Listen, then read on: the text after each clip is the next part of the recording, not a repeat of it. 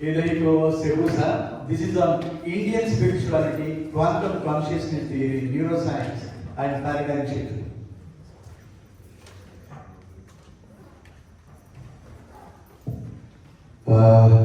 First, I'd like to explain about the Japanese language school that I made in the Indian Institute of Technology, Mandi. This is the director of the IIT Mandi, and 2 years ago, he told me to make a Japanese language course. And I selected these two girls. One is very attractive, one is very smart. And last 2 years, 900 students took the Japanese language course. And it was a huge success. First ever in the history of the Indian University. Because more than 700 IIT alumni is working in Japan, but nobody ever spoke Japanese language in the interview. None of them. So this is the first attempt. And these are the students who are learning Japanese language. This is the class. And Japanese, they pick up very quickly because Japanese language alphabet is based on Sanskrit. So my next project, because I'm getting offer from many IITs to be the faculty there, they want to establish a successful Japanese language course. My next project is to make Japanese language course in India's top university because demand is huge because the employment rate in India is so bad. Sometimes 1% of the students only gets the chance to get the proper job. Sometimes 3%. But Japan needs a working force. Japan, because this is a population of India, this is the population of Japan. Japan needs workers desperately. India needs a job desperately. So if I could make, and I did a simulation in AI, if we bring many workers from India, it's going to uplift the GDP in Japan considerably. It has a huge impact. So I've been living in India 15 years. First, I went to study yoga when I was a university student. And I was really impressed by the depth and of the profoundness of the Indian spiritual heritage. And I spent 15 years altogether exploring all the spiritual paths by myself and studying the Indian philosophy. And I combined them with the neuroscientific studies and psychological studies, and that's what I'm teaching in a university in many countries. This is the science of consciousness, and I belong to this quantum consciousness team. Person who are sitting next to me is Dr. Roger Penrose, who received the Nobel Prize in 2020 with the study of the black hole. Person sitting right in front of me is Dr. Stuart Hameroff. I live together with him. And so I do a scientific study with him from morning to night. And I travel all over the world with Dr. Stuart Hameroff. And quantum consciousness theory. In one word, quantum consciousness theory or hypothesis is consciousness emerges from the quantum effect in the brain, inside the microtubules. That's what we are proposing. And we did a lot of scientific studies on detecting where does the consciousness emerges in the brain. And I did a successful experiment with the mice. This is the anesthetized mice. We found out from the 6 to 26 megahertz oscillation we could measure the consciousness. So if it's anesthetized, it's flat. When it's awake, you see the signals. And I did it in the hospital in Joban hospital in Japan. This patient is still awake. You see the signal. But after 5 minutes, injecting the propofol, general anesthesia, the signal became completely flat. And after we stopped the general anesthesia, the signal gradually came back in 15 minutes. So with this experiment, we were able to discover consciousness emerges inside the neurons, in the microtubules, quantum effect. Because even after the general anesthesia injections, neurons are rapidly working. And so nobody knows why this is when you are awake, when you are under general anesthesia. It's going to be a big delta waves. So nobody knows why does the general anesthesia works. So I was able to discover two things from this experiment. Because general anesthesia dampens the quantum effect in the microtubules. Neurons are still rapidly working, and we came to find out 3 experiments, known locality of consciousness. This is very difficult to validate, but because of spending 15 years in India doing the spiritual practice, I developed the ability to be able to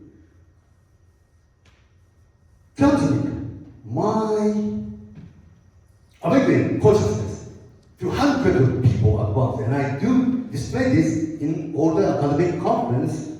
This is a workshop I did in Barcelona.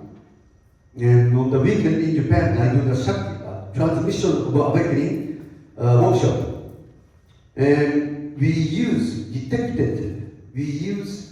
question. We have this academic, we use this in academic studies. Mystical experience questionnaire, MEQ 30. You answer the 30 questions from 0 to 5, and we count all together and determine how deep your awakening experience is. In my workshop, average point was 88. That is higher than psychedelic studies. So that's my ability to be able to transmit my awakening, to be able to make hundreds of people experiencing the awakening, enlightenment, moksha, nirvana. And I use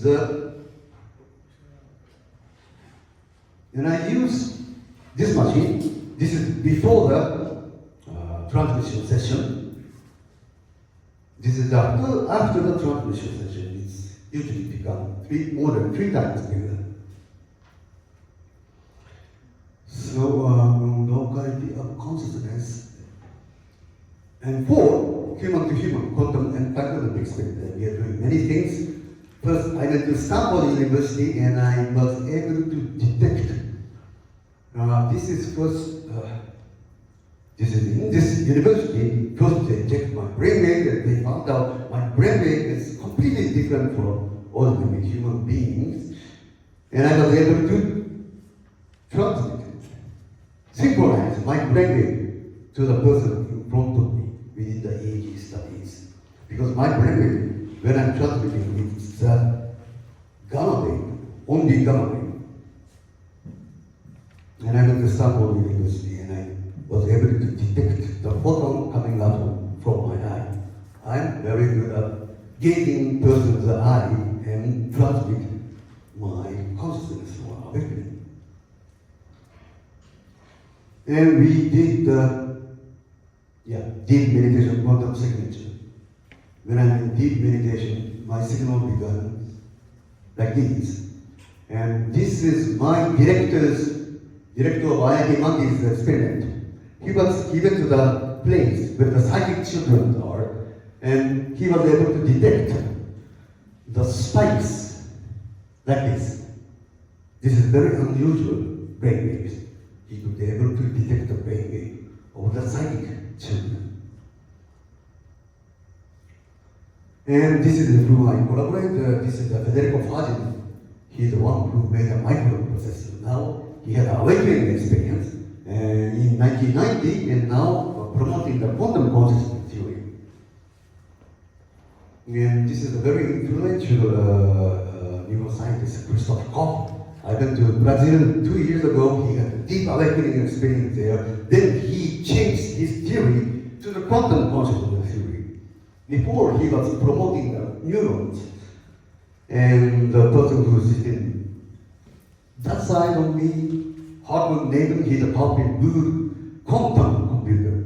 So they are working with the Google quantum computer to replicate human consciousness right now. And I was able to determine the level of happiness of that person. Length of breathing has a very important markers, because all the people who I collaborate and work this research with the hospitals, all the patients who come to mental breathing is always less than 5 seconds. But I spent many years with India's saint, like Sushi Bhaksha.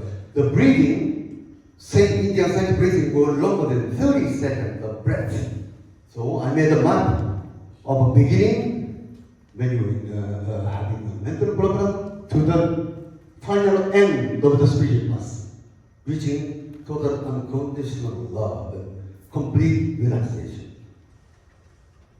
And our team was able to do this is our campus in IIT Mandi. We were able to detect, usually the brainwaves machine are 0 to 100 Hertz, but we found out in kilohertz, megahertz, terahertz, and petahertz oscillation we were able to detect. So we could receive a huge amount of information from the high frequency brainwave. This is in IIT Mandi. We have a laboratory and did the time frame of the and yeah, this is the HRV.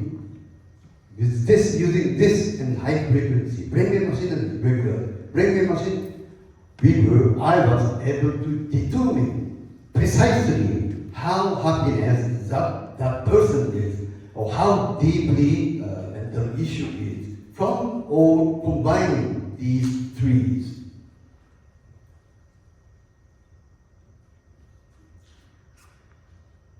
Yeah, that will be my presentations. Thank you very much for listening. Any questions, please? Can I? Well, yeah, sure. First. Yeah, thank you very much. It's a new kind of blend of different thoughts. But at the same time, we all are scientists, so we tend to believe, the results we always have the result. But results are validated with the, eventually with a review process. So I see many results which seems interesting. So but I did not see any reports. So can you show any, this your claim is validated by a review or a publication or something, or yes. there are some other aspects? I'm interested in. Our team has published many papers.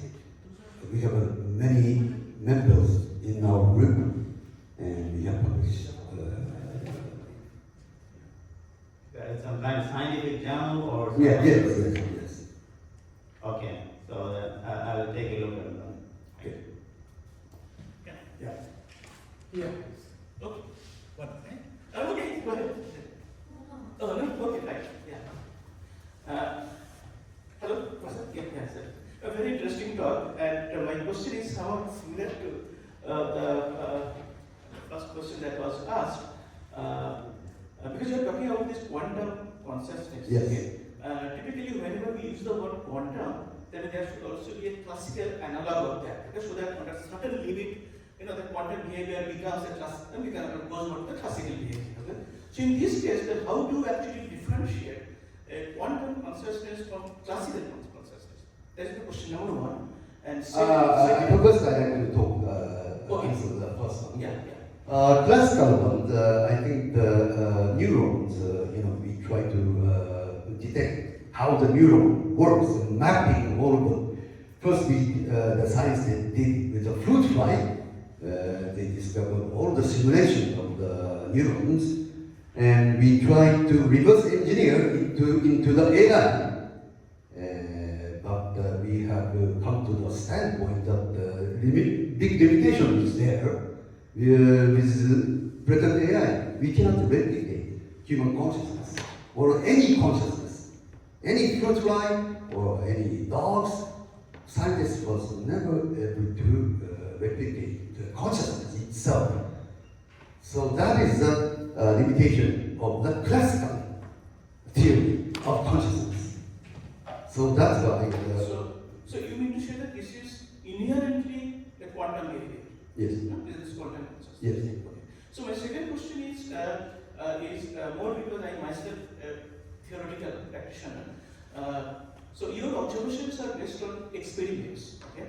And suppose at the more fundamental level, okay, since it originates from quantum behavior, so what kind of theoretical framework, say you have, you meaning, I mean, those who are working on it, you have, like if you want to look at this quantum consciousness from theoretical perspective, okay, what kind of equations I should be looking at? Is it the fundamental quantum mechanical equations at the Schrödinger level, at the Heisenberg level, or something else?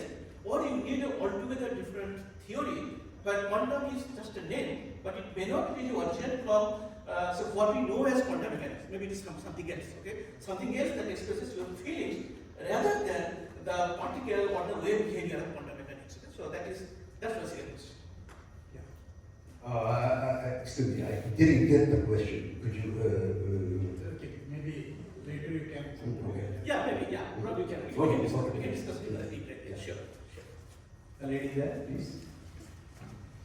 You had a question, no? Yeah. So, do you think the consciousness is inside the brain? You said quantum, so quantum means it should be universal, not just limited. Quantum means universal, yes. Not only inside the brain. Current neuroscience says it is only happening inside the brain, but non-locality of consciousness means it's universal. We are sharing the one proto-consciousness, which in the scripture is a Brahman. The only issue I see is that consciousness differs from human to human and also from human to others. So Yeah, see, it's synchronized, which I have a ability to synchronize my consciousness to a few hundred people at once, and I do it in all the academic conferences and very successfully doing it. So you mean the consciousness in general is unsynchronized? That's why we have. Yes. Okay. Yes. Last question, please.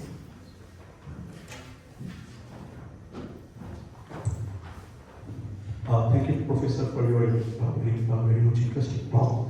So firstly, I would like to congratulate you. First, put forth your facts, which are very much blunt. And the second thing is that you have mentioned about the quantum consciousness, and I think that is the pinnacle of the modern science. Could you say that again, please? I think quantum consciousness, Yes. Consciousness which you are speaking, Yes. is basically can be pinnacle of the modern science. Pinnacle. Yeah, it's like apex or the zenith, something like that. And we don't know something about that. So my question is like, what is your take on transcendence? Transcendence. Yes. Transcendence of, you mean awakening or enlightenment or Yeah. which type of transcendence? So it can be like anything which happens instantly and we don't know. Instantly. Yeah, I think with doing collaboration with famous neuroscientists, human brain are programmed to experience the transcendence, or we call it the mystical experience or awakening. And my friend Dr. Christoph Koch think awakening, and according to our research, awakening itself is a quantum effect. Because when you take the psychedelics, fMRI, brain is very inactive, but you have an amazing experience, the intense experience. That means it is quantum. Thank you, Professor Krishna, and that was a wonderful session. And I'm happy that we could close the session on time. We started a little late, but one more presenter is not participating. With that, thank you all.